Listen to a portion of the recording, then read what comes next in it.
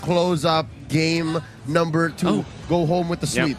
Well, I'm not going to be doing the play-by-play, so it's going to be Nisu's turn to do the sound effects. All right. If he forgets, you got it. Yes. But then again, this is such a funneled, or what a funneled Ling, which is great. It's a big throwback. Why do we say that it's a funneled Ling? Because it's a double fighter setup. Yeah. And one team that thrives, what's the thrive? That has thriven. No, I'm joking. That thrived. The thrive with a double fighter setup was the Echo Express. Oh yeah, for a majority of Season 9, this is all they did. And boy, oh boy, did they cause the ruckus in the MPL. Game number 2 here with Echo at match point. TNC up against the wall. Can they clutch it? Yeah, and so again, this is going to be crucial for TNC to allow SD to have a good time, good rotation. He is going to be, this is already starting off better for him, right? He's going to kind of have free reign on his side of the jungle. At least Yawi not going to actually be able to invade that much. And now the focus here, Carl TZ. This is where we see who grabs this first minor, very minor objective. This Lith Wanderer, it is probably just going to go in the hands of TNC. Retribution comes out, and they grab that, they're happy with it. Now, one thing that we can say about SDCYZ with the THAM is that it's very quick, and that's the nature of the THAMs, which is one thing that you have to exploit really. Bentix cannot do the same as what Yawi did earlier on, because as you notice, every time that he threatens for Carl TZ's for invading Carl TZ, Sanji or Yawi is always there. So it's like a defensive maneuver coming out from Echo. Because if you look back in the previous game, the reason why Bentix wasn't able to guard his jungler was because he had to take care of the Irithel, which had a negative, how to say this, a losing matchup versus Melissa, just because of the cuddles. Now, if you're looking at Echo, the Phobius can be left on his own because he's a fighter anyways, and that's also true with Sanford, so they don't have to care as much the side lanes. By the way, Sanford started in... Oh, Yasuo actually started in the XP lane. That's interesting. Good switch up. Again, you're going to lose against the Phobius. Yeah. Up top, though. Interesting, right? Cram in the gold lane here. 1 versus 2. Showing the strength of this Hylos for now, but luckily you have Yawi there with the guiding wind. Disengage. They do grab the turtle, though. So already starting early, starting better off here for TNC in this game, too. Oh, yeah, signs of life. And they're putting Carl DZ up against the wall because, again, this is what you can expect. Ling needs a lot of time to scale up. And it's quite the opposite, literally night and day for SCCYZ. Minute 1, he was already up in your face. It's TNC's turn to do the same. And it's going to be dependent on how they rotate with SDZYZ. They have to really put the pedal to the metal, as we always talk about, and they are going to start. Yeah, but little guiding wind out of there. Sanji going to be just fine. But now they're trying to invade this side of the jungle for Carl TZ.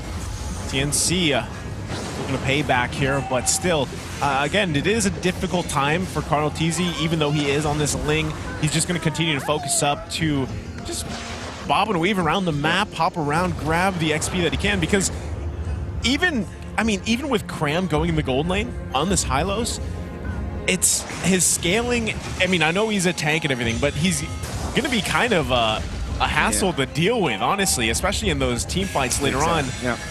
Just with that glorious pathway and everything else being so tanky, kind of that continuous DPS damage that Hylos does as well. So Carl TZ has got to be actually pretty careful on initiations. Yeah, which is something I'd like to commend. The way TNC drafted here, game number 2, they're so thrifty, so frugal. They literally need very little gold to actually be a threat. And Echo is quite the opposite. Again, I said how much night and day these two lineups differ, but now even in terms of items and effectivity on the battlefield, Echo needs about, what, 5 or 6 more minutes to even start calling fights. That's right, and they have to really just give it all to Cartesi. He's going to be doing the heavy lifting when it comes to the damage department. Surely you can expect some of that coming up from Benny Cutie, but the way that this lineup is designed, it's not going to be focused on the marksman or the gold laner. The position 1 here for Echo, the real funneled position, is going to be Cartesi's lane from the jungle. Yeah, and you can see they're already going to give it a go here on the bottom side. Cram now switching, right? They've switched the lanes once again, but Turtle's going to be up here. It is grabbed by SD. So very nice on the objectives this time around for TNC. The thing is, can they convert that later on into these skirmishes, these team fights that are going to happen, because as of now, there's no first blood just yet. As quiet as it was. These kinds of games where it is very quiet when it comes to the kill department, surely Echo likes this, especially if the lead is just 500. Well, they're going to crash down here on the top side, deep into territory. Yasuo going to be fine, though. Crossbow of Tang is popped. King Salmon joining the party, doing the damage that he can, does have the black shoes. Benthing's down there, too. Can't get a target, though. Thought he was going to look for something, but does not have the way of the dragon available to him. If he did, that could have possibly been the first blood for TNC. And Echo didn't even wait for their timings. Interesting to see that when they saw that there are a few members of TNC up top, they saw it as an advantage or a little bit of an opening. They already started with the ultimate, but the moment that they saw that they cannot get a kill, they dispersed immediately and just went back to farming. So these are some of the minor openings. It's like when you're going for, when it's a boxing match, right? You just throw in some jabs in there, waiting for your opening. They found a slight opening in the defense of TNC, but the moment that they saw that there will be a counter punch, they immediately retracted back to their position. Peaceful scuffle is what it is. Oh, Yawi committed the flicker. Circle Eagle comes out. Yasuo going to be the next target here. Does get terrified. Still going to be okay, but deep under the turret. Demonic Force goes. Benny Cutie grabs a kill. And now it's Carl TZ here. King Solomon going to be in trouble. Has to back off for now. So a lot of mobility coming out from the Echo Express. Shades of their Season 9 games, the way they debuted as the super team. That's exactly what you can expect. Forward flicker, 6 minutes in. We don't have the items just yet, but maybe we can get a kill, and indeed they did. Yeah, it's on to Yasuo, a very important target to go for, which means that TNC, they have to trade with at least this turtle. Already Sanford held into the turtle. This is a delaying tactic. Gonna be buying a few more seconds as Echo is able to take out the push top lane. The Fulvius Demonic Force has cooled down. Maybe they can fight after the Lord fight. Now TNC wants to fight themselves. They find the target with the Way of the Dragon. Sanford, the one to fall here. Turtle now going to be worked on, but it is secured by Carl TZ with finesse. Cleanly takes it, and they're going to back off. They're happy with the trade. So did SDZOZ actually commit the retribution just for the kill onto Sanford? Because what we're seeing right now... It did. My God, that gave Carl TZ the go signal. That's no wonder why he aggressively went in and really just took it away from TNC. I think that's a loss for TNC, all things considered. Telegraphed, yeah. No, I mean, Sanford for the turtle in the grander scheme of things, Echo's happy with that. Exactly. I mean, despite TNC grabbing the first two, you know, you still got to consider the fact that Carl TZ, he has just technically been in vacation mode, right? Yeah. He really hasn't had to do much on this lane just yet, and they seem to be happy with that if they can continue to play around with this, because even with the little swap that TNC did, you know, was it enough? Like, did that result in what they wanted to bring to this game? Because at the same time, the only one that's died is Yasuo, right? Which eventually you're going to be looking for the 1-1. You're going to be looking for Yasuo to be pumping out the damage here for TNC. And they could have thrown it off timing, because look! Yasuo once again going to be the focus here. Demonic Force after Demonic Force. Pops the crossbow of Tang. Can't get the kill just yet. And it's Carl TZ that punishes Yasuo. King Salmon under the turret. Benthing's trying to get back to base here. There you go. Benny Cutie, the one to fall. Nice little outplay there coming out from King Salmon. Wolf, what's the economics on this? Benny Cutie and Yawi for Yasuo. I think that for Echo, what they really wanted to do is just to get the kill onto Yasuo.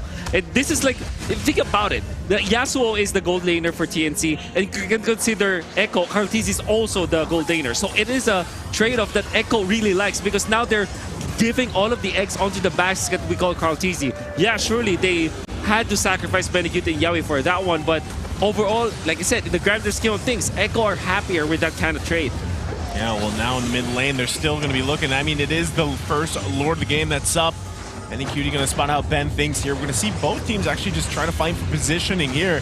Really, though, there's not much space for either team, right? There is one turret down from Echo on the top side, so that will give them a very minor advantage. And you look, you can see that they're still focusing on the bottom side too. Sanford putting pressure there, wants to keep Cram away, because still, having this Hylos here is a big component to those team fights. Yes, and that's a very important factor to think about if you are following TNC. Because what Echo is doing, if you'll notice, they clear out the wave so quickly, and then they get into the objectives. Now at this point, TNC will have to think, do we go for the Lord, do we go for the lanes, or do we go for the buffs? You can only pick up one. Oh man, right now they're going to try to force their way into the Lord Pit, but look at the damage coming out. They find 2 kills here, and it's SD that goes down. Make it 3 as Sanford grabs the double kill. And now they're just in a position to take the Lord and take some turrets here in the mid lane. It's Cram and Yasuo trying to do their best here to defend. The 1-2 punch, Cram gonna be quite low, able to survive, but it's the flame shot fade away from Benny Cutie. They grab the Lord, they grab the turret. Benny, what a menace. Could have sworn Cram was confident saying, I can get away, we'll come back, we'll defend, but no, Echo still pedal to the metal, forcing it. They might even get this tier 2. Yep. But we're just talking about confidence. There's one player that you can be confident playing the fighter in the gold lane, particularly the Phobius. That's gonna be Benny Cutie. He's already signed that.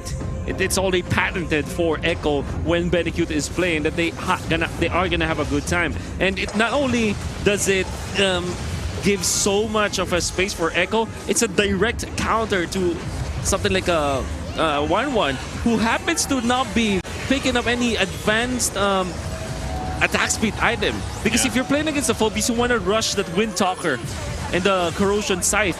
This time, with the Demon Hunter swords, surely it can pierce through some of the tankiness of Echo, but you still cannot dodge the Demonic Force. You want to build up on attack speed so that you can at least try to outplay Benny Cutie on this Phobius with the Demonic Force, but it's not yet available for TNC.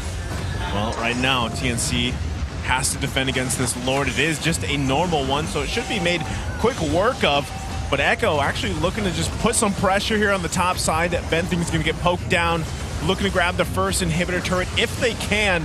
But TNC doing a good job at defending for now. Keeping it together. Echo's going to start choking out the resources that TNC has in their own side of the jungle, shrinking their effective space to farm. And there's an engage! They go deep into the base of TNC. Oh they grab Yasuo, the perfect target. Carl TZ going to be able to bob and weave out of there. They do get the turret that goes down too. Without Yasuo, they lack a ton of damage, but they're still going. Carl TZ grabbing a kill on SD. Can they get Sanford? Benny Cutie with the backup, the Demonic Force. Looking for Cram. Can't get it though. Blocked. King Solomon blocks that flame shot perfectly. Real bro move. Real bro move. And King Solomon at least reserve this. Ben Things with a kick, the way the dragon, they find one out of it. So Echo, they grab 2 turrets. They stay a little bit too long, but they're going to take the resources from TNC. Still a massive win for Echo. And you can see ROTC just biding his time, waiting for the right moment to strike. That true Ling playing like a sweeper for his team. And Echo already starting with the confidence of Yaoi as well as Benny Cutie. And TNC is finding it so difficult when the fights do erupt. When it comes to defenses, they do have their tools, but when it comes to a full 5v5 fight, it seems like Echo have their number. What's Benthing's thinking here? Going for the conceal. Oh, just trying to rotate into those bushes. Yeah, I think he's just trying to get away. He's, you know, Carl TZ was there. Again, the next Lord is now up. And, you know, Carl TZ to be able to spend the early game in vacation mode. Now he's sitting on 4 kills, picks up the BOD. He's in a good position here to, I mean, this is what everybody wants to see from a Ling, right? And this is the time to shine, basically. Now you're going to most likely take the Lord for free. I don't think you could do much. Look at the zoning just coming out from all the members of Echo. Look at how fast Carl's taking it, almost alone. Just Sanford came in the last 2 seconds, but now a fight breaking out. They're going to give the go here, actually punching in. Cram had to use the ultimate, the Glorious Pathway, not going to have that available to them anymore. And Echo just going to wait for these minions to push in. They've only got the bottom turret here to handle, and then wait for the Lord. Echo pumping the brakes there. Could have been disastrous. Could have been disastrous. Now they know they have to wait for their 6th man. They have to wait for the Lord. Oh, they have forced the Glorious Pathway. Surely it will be back quite soon, but maybe not in time to save their bottom lane turret for now. And Echo in their own terms, this could be hashtag endable for Echo. Well, they lead in with the Lord here. There's the kick from Ben Things, looking to find a target. Numbers advantage. Carl TZ popping the damage, but they can't get a kill just yet. It is 3 that fall. It is Carl TZ that cleans that up, and that's going to be it. Echo sweeping the series here against TNC. Classic Echo Express fashion with a double fighter setup and a funneled Ling in the hands of Carl TZ. Surely we gave him the Barretts in the previous game, but for now we're back in more Carl TZ-esque kind of heroes with the Ling and Lord Shen being very proud of that performance. Is that Gary Oldman? It is Gary Oldman. That's Gary Oldman from the hit film Kung Fu Panda 2. All right, so that being said,